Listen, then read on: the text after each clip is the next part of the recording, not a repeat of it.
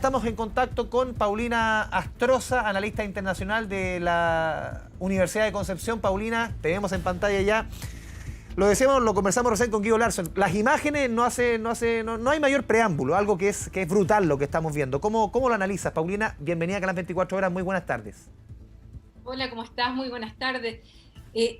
Impactada, la verdad es que yo estaba en un seminario en estos momentos hablando del derecho internacional, hablando de temas vinculados con el orden internacional y me empiezan a llegar los mensajes y bueno, me conecté inmediatamente a lo que está ocurriendo en Estados Unidos. De verdad que es insólito por un lado y por otro lado, viendo todo lo que ha significado el contexto anterior a esto, la responsabilidad del presidente Trump es clarísima. Es decir, este ambiente que provocó, del cual ha usado desde el momento, desde antes incluso de la campaña presidencial. Paulina. O sea, dime. Es que un punto, claro, tú dices, él ha usado con sus declaraciones, los tweets, pero lo que estamos viendo es como que uno piensa que es otro planeta. Estamos hablando del país más poderoso del mundo, la primera potencia económica mundial, entrando los manifestantes a la misma escena, a la misma sala del Senado, con el vicepresidente siendo evacuado. Algo que uno ni en sus peores, quizás, películas ficción podría imaginar.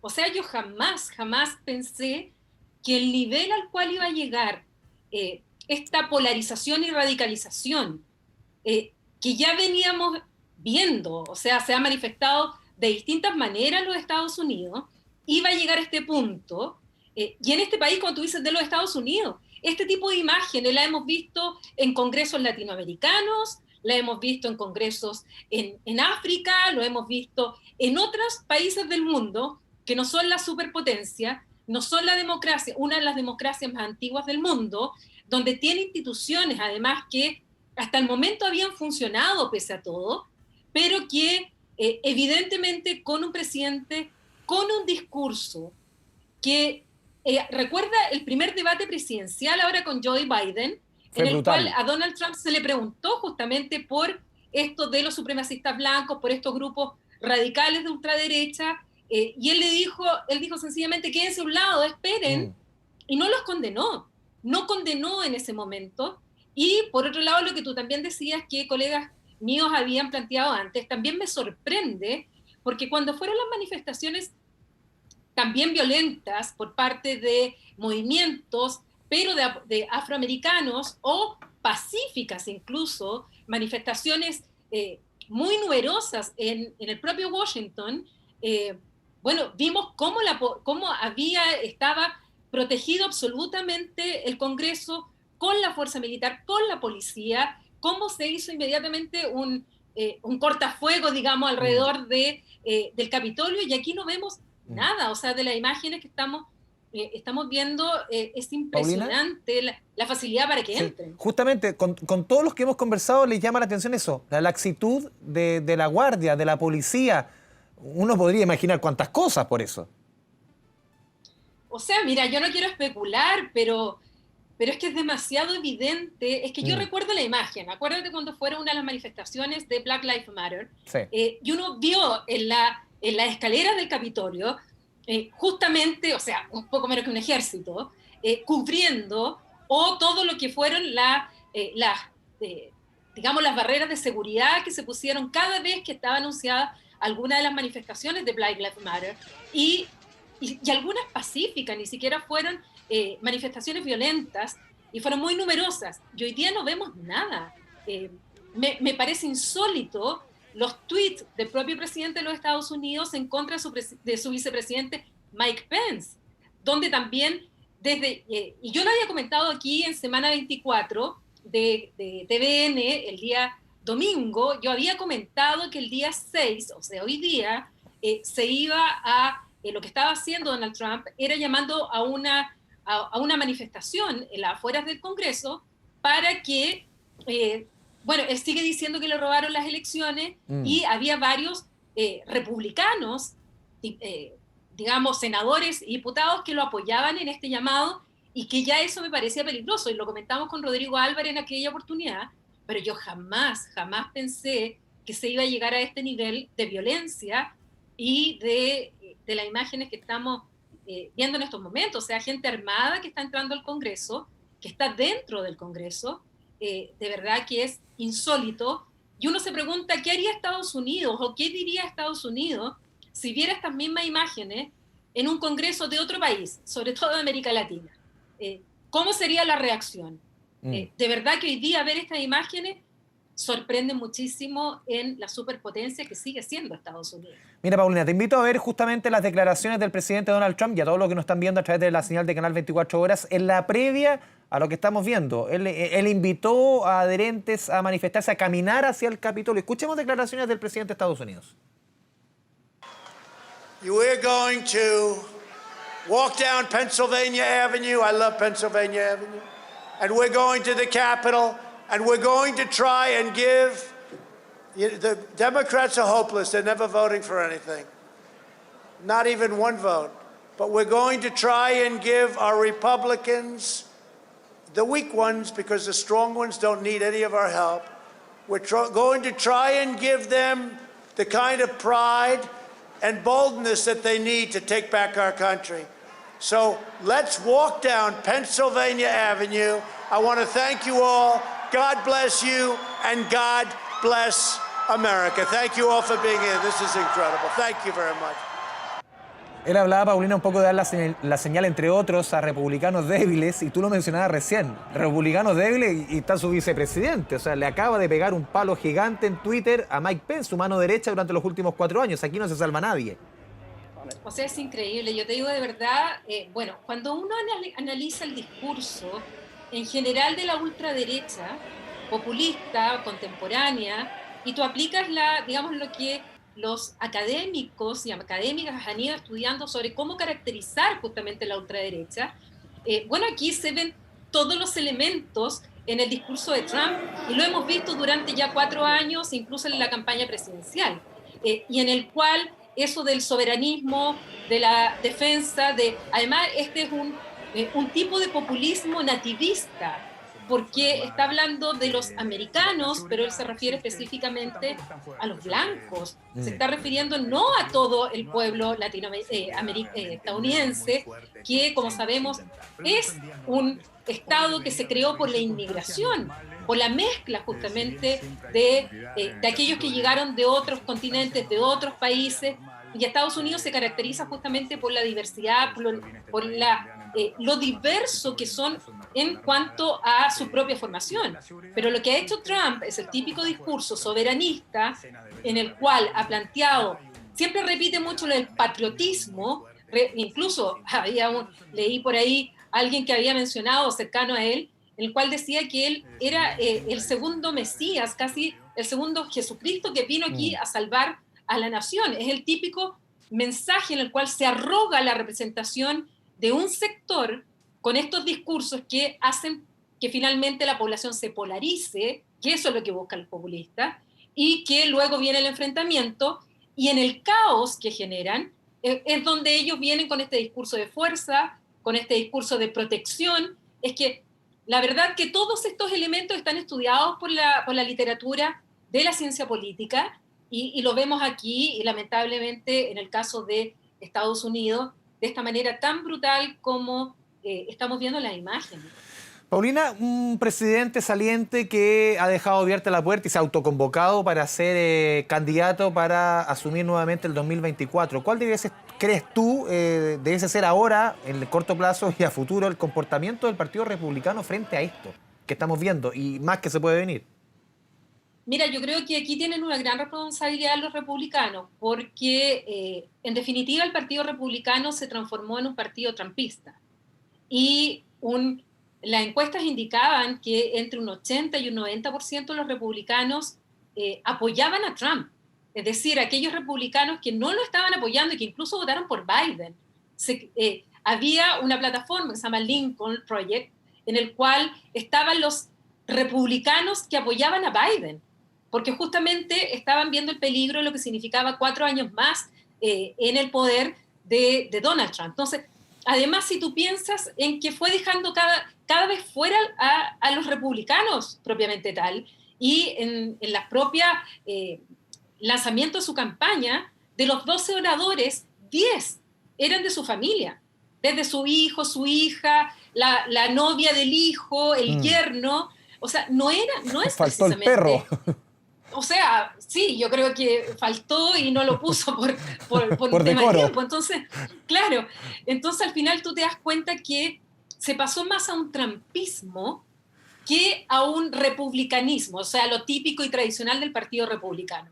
Y ese es el gran peligro que tienen los partidos de derecha cuando pretenden que van a controlar, o sea, aprovechan la popularidad de de alguna figura extra política, o muchas veces son políticos, pero se hacen pasar por outsider, fuera de la política, en este caso un empresario, en el cual va subiendo y finalmente se impone, y pretenden que el partido lo va a dominar en algún momento, que lo va a controlar, que lo va... No es así, y eso ha pasado en otros países, y coaliciones se han roto justamente por lo mismo, como el caso austríaco, como hay varias situaciones que están pasando también en Europa, en otros países fuera de Austria, y por lo tanto la responsabilidad hoy día primero es del Partido Republicano. Ahora, hay un porcentaje altísimo de los casi 74 millones de estadounidenses que votaron por Donald Trump que cree que realmente los robaron las elecciones. O sea, eso es algo que ha provocado una fisura con la cual hoy día Joe Biden va a tener que asumir el 20 de enero. ¿Paulina? Dime. Sí, justamente en eso te iba a preguntar, porque ¿esta es la posición que va a tener Joe Biden a partir del 20 de enero? ¿Esta va a ser este tipo de... La mayoría republicana va a optar por un camino, no digo de la violencia al interior del Congreso, pero ese tipo de política, ese populismo absoluto, sin límite? Yo creo que va a haber una crisis en el Partido Republicano ahora, producto de esto. O sea, ¿cuántos van a seguir en la línea de lo tradicional que era el Partido Republicano, que evidentemente se aleja mucho de lo que estamos viendo en estas imágenes, y de aquellos que van a seguir más que nada con un trumpismo, es decir, seguir con la línea de Donald Trump y de este enfrentamiento, de esta división que él hace entre la población, y donde nunca condenó a supremacistas blancos cuando mataron, porque hay varios asesinatos en Estados Unidos por parte de supremacistas blancos, que nunca los condenó, y que además el último tiempo en Estados Unidos el aumento de la venta de armas se fue a las nubes. O sea, hay más armas que ciudadanos. Hay algunos negocios como Walmart que tuvo que sacar de sus estantes donde tú libremente podías comprar armas, sobre todo en algunos estados federados, tuvieron que sacarlas porque la cantidad de gente que estaba comprando y están armados hoy día es un riesgo, y más aún cuando te encuentras con estos grupos radicales que, si bien son una minoría de los estadounidenses, pueden provocar las imágenes que estamos viendo, y además ojo de hasta dónde va a llegar esto. Es decir, si solo se va a mantener dentro de lo que es Washington D.C. hoy día, o si esto se puede multiplicar en otros lados. Estados Unidos tiene una fisura, tiene un clivaje interno, una tensión interna que viene desde su propia fundación. Sí. Y esto evidentemente está con las minorías, por un lado, sobre todo la población afrodescendiente, con los blancos, pero que hoy día además se está sumando este elemento político que yo creo que el Partido Republicano va a tener que tomar algún tipo de decisión, y no sabemos qué podría pasar, una división, un cisma al interior de ellos. ¿Cómo va a gobernar ahora Joe Biden de aquí en adelante? Paulina, hace un par de días recordemos la última polémica de Donald Trump, porque las polémicas de Donald Trump son cosas de toda la semana. La última había sido este llamado telefónico con el gobernador de Georgia diciendo: consígueme esos 11.000 votos para dar vuelta a la votación, como sea. O sea, quedó al desnudo un poco, incluso se llegó a comentar un posible impeachment. Claro, quedan 2 semanas del gobierno, es algo que quizás no se lleve a efecto. En este caso particular, ¿se puede llevar la justicia al presidente de Estados Unidos? Revisamos recién declaraciones, o algo difícil, está a 2 semanas de que salga al cargo y eso no va a ocurrir. A ver, yo no conozco la legislación estadounidense en detalle, por lo tanto es difícil pronunciarme sobre el tema. Ahora, como causal de impeachment, claramente esta es una causal clarísima. Ahora está el tiempo, son 2 semanas. Lo que hay que saber si es que es como el caso de las acusaciones constitucionales o los juicios políticos en Chile, que tú tienes un periodo en el que después de dejar de ejercer el cargo, igual puede ser sometido a juicio político. Y además, después o paralelamente, ahí habría que ver la legislación, qué dice la legislación estadounidense, que, insisto, no la conozco, sobre las acciones criminales que se puedan invocar porque en definitiva fue el llamado a la violencia. En Estados Unidos está condenado todo lo que significa convocar al odio, a la violencia, y ahí pueden haber algún tipo penal que se pudiera aplicar.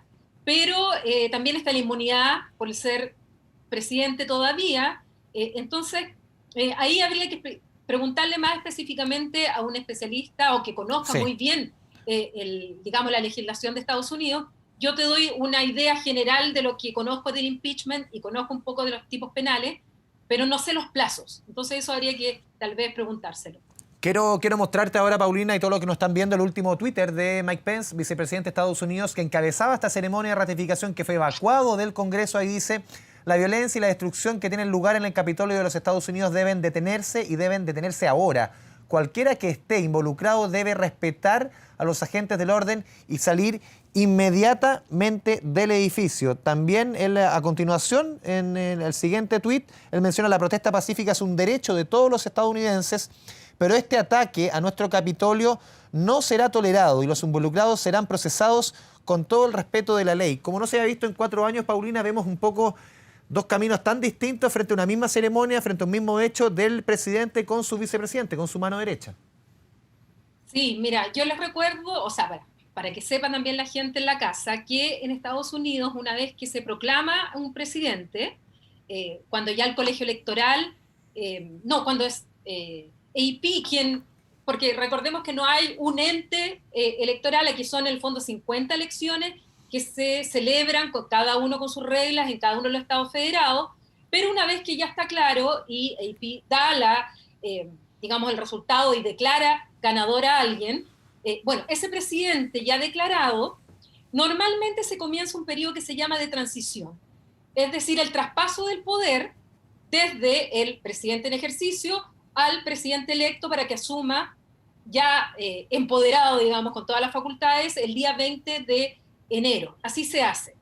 Recordemos que cuando gana Donald Trump, el presidente Obama llamó a Donald Trump, estuvo ahí en el Salón Oval, saludó, incluso después se hizo todo este traspaso, incluso si nos vamos más atrás, vemos imágenes incluso que las hijas de Bush, hijo, le mostraban la Casa Blanca a las hijas de Obama, o sea, incluso pasando de republicanos a demócratas a republicanos, siempre se había hecho esta tradición del traspaso. Una política de Estado.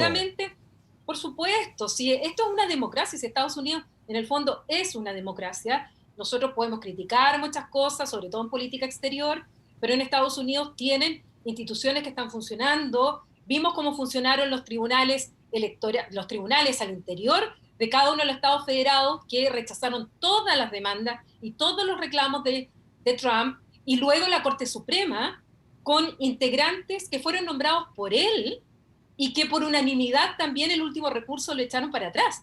O sea, realmente el sistema, las instituciones en Estados Unidos estaban funcionando, pero nos encontramos con un presidente que llega a estos niveles en que es insólito, que todavía no reconoce el triunfo de su opositor, donde además llama a la población a hacer esta manifestación, donde ya se sale absolutamente de control, pero que no sabemos de aquí al 20, bueno, él va a reconocer o no va a reconocer. Y ahora lo vemos enfrentado a su vicepresidente, Mike Pence, que era un poco lo que yo te decía, bueno, el Partido Republicano tiene que tomar una decisión de cómo va a enfrentar a Donald Trump, y ahí es donde va a estar también la complejidad, porque, insisto, hay un alto porcentaje de quienes votaron por Trump que creen que les robaron la elección. O sea, esta gente cree que le robaron la elección. Entonces, es lo que, sencillamente, el resultado de 4 años de un gobierno como el de Trump, y sobre todo con una campaña presidencial y el negarse a aceptar que perdió. Paulina, te invito también ahora a revisar el último tuit de la secretaria de prensa de la Casa Blanca. Estamos hablando de Kayleigh McEnany. Ella dice, el presidente Donald Trump, según las indicaciones, la Guardia Nacional está en camino junto con otros servicios de protección federal. Esto fue publicado hace 20 minutos. Reiteramos el llamado del presidente Trump contra la violencia y permanecer en paz. Un mensaje que, de acuerdo a lo que revisamos antes, Paulina, la última declaración en la previa a esta ceremonia en el Capitolio, así como mensaje de contra la violencia y permanecer en paz, no fue tan así. Por eso te digo, incluso hay 15 minutos de diferencia entre el tweet de Donald Trump, donde en el fondo critica a Mike Pence porque lo trata de débil y de que no hizo lo que tenía que hacer porque le robaron las elecciones. 15 minutos después está llamando a que las manifestaciones sean pacíficas. O sea, lanza la piedra, pues esconde la mano.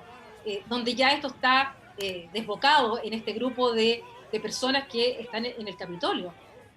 Entonces ahora ya los mensajes, esa policía federal a lo mejor debió haber estado antes, sabiendo que había una convocatoria de este tipo y que previsiblemente podía ser violenta. Ahora, tal vez lo que no, nosotros estamos impresionados del nivel de violencia entrando y rompiendo ahí las ventanas y entrando al Capitolio, es increíble, pero llamar ahora a las fuerzas policiales y que ahora se va a perseguir y que hay que... Bueno, él siempre habló de la ley y el orden.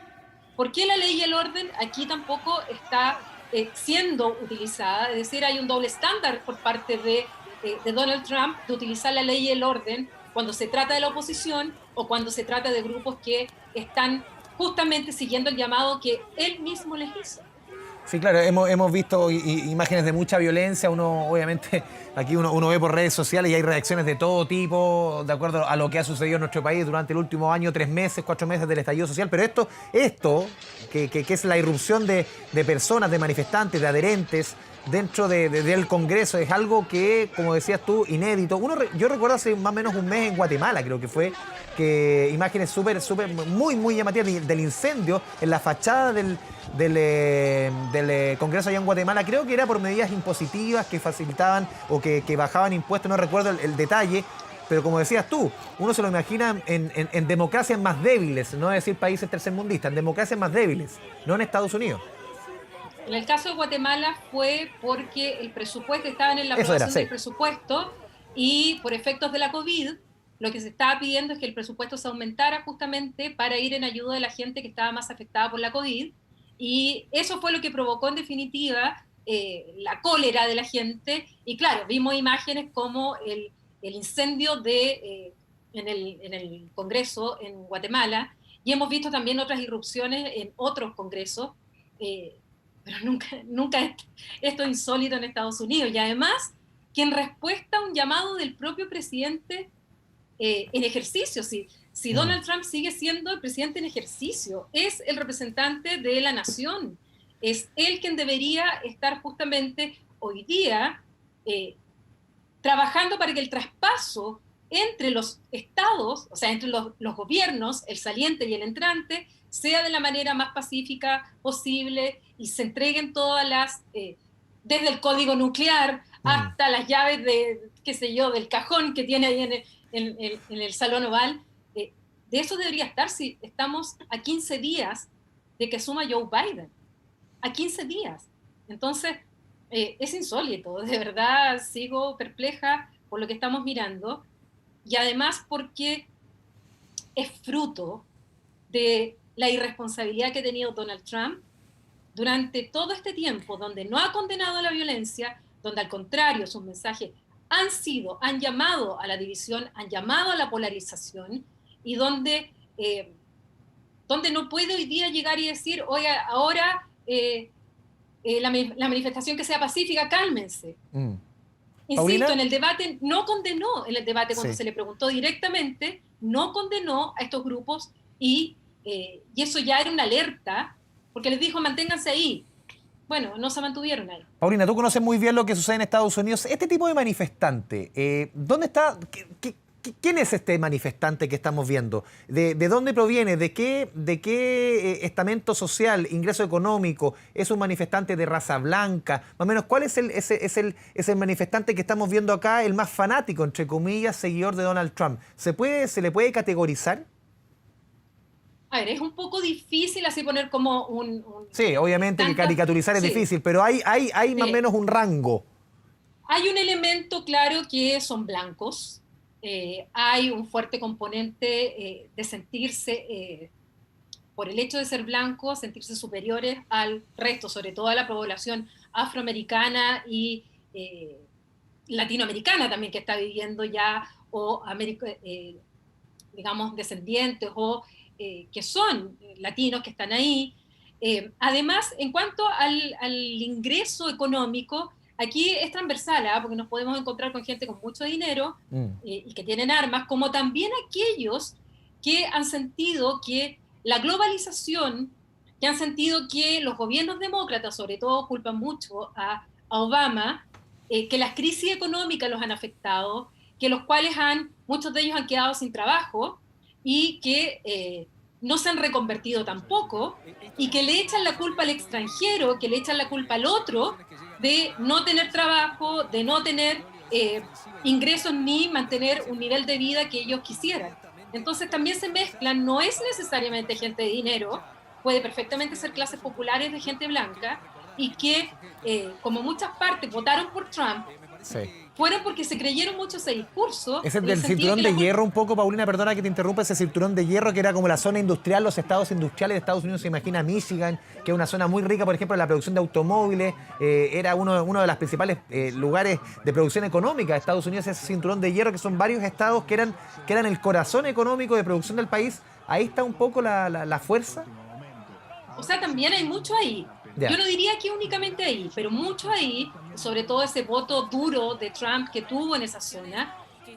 Mucho se dio en aquellos lugares, como tú señalas, en que eran grandes industrias, por ejemplo, Detroit, todo lo que tenía que ver con la industria automotriz, y que, por ejemplo, por el acuerdo del NAFTA, hoy día que ya Trump lo renegoció con México y Canadá, bueno, lo que ocurrió es que muchos de ellos se fueron a instalar a México, porque era mucho más barato tener en México la construcción o el ensamblamiento de los autos, etcétera. La mano de obra era más barata, entonces se fueron deslocalizando de los lugares, y estas ciudades que en algún tiempo la industrialización fue muy bullente y que tenía mucho trabajo y que eran ciudades que vivían de esto, de un día para otro se fueron, o sea, no de un día para otro, paulatinamente se fueron encontrando con que ya no tenían trabajo, con que las industrias se habían ido a México, o que estaban importando muchas cosas de China, ojo, por eso el tema con China, y que ellos no estaban produciendo o vendiendo lo mismo hacia el exterior. Por eso son antiglobalistas, por eso son anti-tratados de libre comercio, porque en el fondo sienten que el extranjero o estos tratados, la deslocalización, les produjo finalmente a ellos una pérdida de trabajo, y están muchos de ellos cesantes, sin perspectivas económicas. Además que el sistema de salud es muy caro en los Estados Unidos. Acuérdense que para tener un buen sistema de salud hay que tener seguros, y muchos de ellos tampoco lo tienen. La COVID ha afectado mucho. A mí no me extrañaría que también mucho de la salud mental que ha provocado el confinamiento, y normalmente estos grupos son negacionistas respecto a lo que es la pandemia, o antivacunas muchos de ellos. Bueno, sencillamente para ellos todo esto se les mezcla y son el voto duro de Trump. Son las 6 de la tarde con 5 minutos, Paulina, 2 horas menos en Estados Unidos. En 1 hora y 55 minutos más en Washington deberá comenzar el toque de queda. Toque de queda a raíz de esto en la capital de Estados Unidos. Este tipo de medidas, toque de queda, para que tú nos puedas ilustrar, ¿es normal en Estados Unidos? Claro, en las últimas jornadas hemos visto violencia racial de todo tipo en Estados Unidos, pero antes este tipo de escenario, de ceremonia, ¿es normal en Estados Unidos toque de queda ante ceremonias como esta? O sea, el toque de queda lo habían decretado anteriormente, Ya. Cuando se vieron violencia, pero fue más la violencia por parte de los afroamericanos, en lo que hubo hace algún tiempo atrás. Paulina, te interrumpí.